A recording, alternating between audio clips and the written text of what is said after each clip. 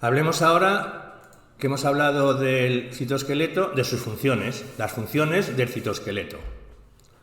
Los filamentos intermedios son especialmente abundantes en aquellas células sometidas a tensiones mecánicas, como por ejemplo las células epiteliales y en toda clase de músculos, y también en las células nerviosas. Parece claro que la función de este tipo de filamentos es resistir las tensiones mecánicas. Los pacientes que sufren una enfermedad genética llamada nominada epidermolisis bullosa simple tienen una piel tan débil que cualquier roce, incluso el de los dedos, puede producir heridas. La explicación es sencilla. El gen que codifica la queratina está alterado y los filamentos de queratina sintetizada por las células epiteliales de esos individuos no se organizan correctamente para formar la red filamentosa característica de este tipo de células. Ya hemos dicho que existe una amplia variedad de filamentos intermedios, lo cual demuestra que hay, además, otras funciones que deben cumplir.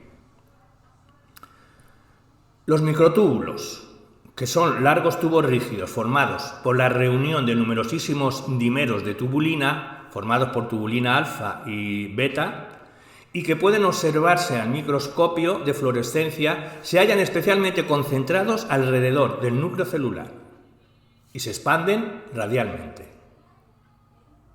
Esto se explica porque el centrosoma, que cuando la célula está en interfase, se encuentra al lado del núcleo.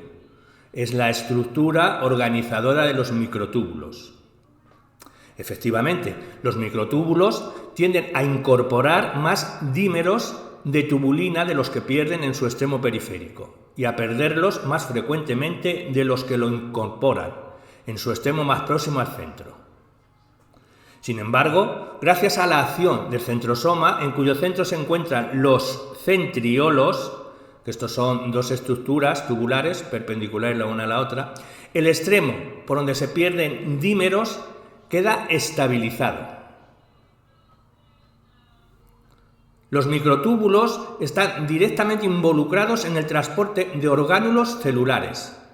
Determinadas proteínas como la dineína y la quinesina se sirven de estos microtúbulos como guía y punto de apoyo. Es en las neuronas donde se ha podido observar que la quinesina realiza el transporte desde el centro hacia afuera, mientras que la dineína lo hace en sentido contrario. No se conoce, sin embargo, cómo estas proteínas motoras transforman la energía de la hidrólisis del ATP en desplazamiento. Los microtúbulos constituyen también el uso mitótico, estructura especialmente importante para el reparto del material genético, o sea, los cromosomas, entre las células hijas que resultan de la mitosis. Tipos especializados en microtúbulos son los cilios y flagelos y también los centriolos.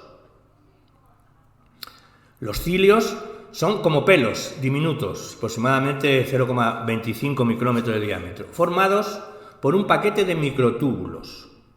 Su función es la de mover los líquidos alrededor de la célula o propulsarla para desplazarse. En el caso de los protozoos, los cilios realizan ambas funciones.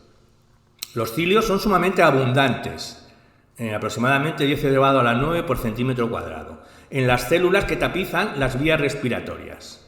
Aquí su función es expulsar el mucus y las partículas a él adheridas.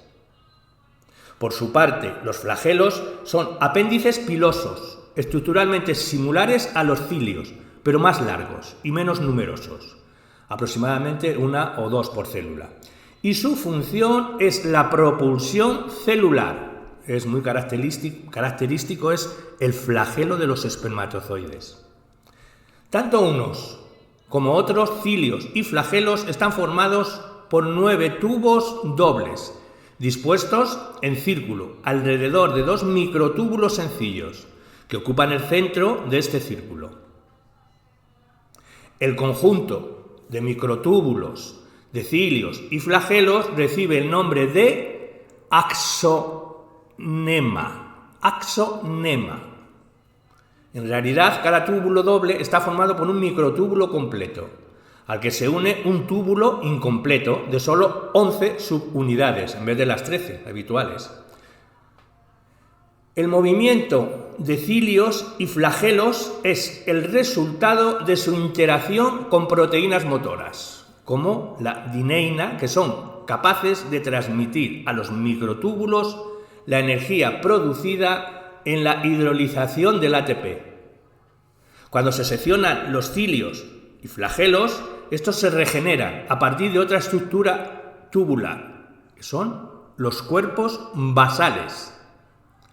Que estos, a diferencia de cilios y flagelos, son túbulos formados por 9 unidades de 3 microtúbulos cada una. Es importante saber que los centriolos son estructuralmente similares a los cuerpos basales. Pero aún más importante es tener en cuenta que los centriolos son imprescindibles para la división celular. Lo veremos en la mitosis más adelante. Los centriolos se duplican en la misma fase del ciclo celular en que lo hace el ADN.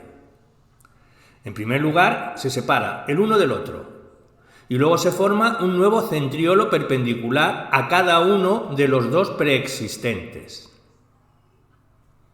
Finalmente, hay que decir que los filamentos de actina o microfilamentos son los más abundantes en la mayoría de las células eucariotas. Normalmente son el 5% del total de proteínas, aunque en las células musculares llegan a constituir el 20%. Cada molécula de actina, el monómero que forma los microfilamentos, está compuesto de 375 aminoácidos y va estrechamente asociada a una molécula de ATP. Al igual que los microtúbulos, los polímeros de actina se ensamblan y desensamblan con mucha facilidad.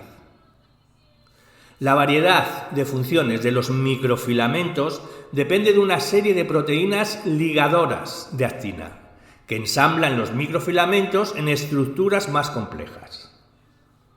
Estas interacciones explican la acción de la actina en los procesos de citocinesis, fagocitosis y locomoción celular. Especialmente importante es la participación de los filamentos de actina en el transporte de orgánulos y en la contracción muscular. En ambos casos es la miosina la otra proteína implicada. En el primer caso, la miosina se desplaza a lo largo del filamento. ¿Gracias a quién? Gracias a la energía obtenida por la hidrólisis del ATP. Y en el segundo caso, como se ve más adelante, es el filamento de actina el que se desplaza por el filamento de miosina.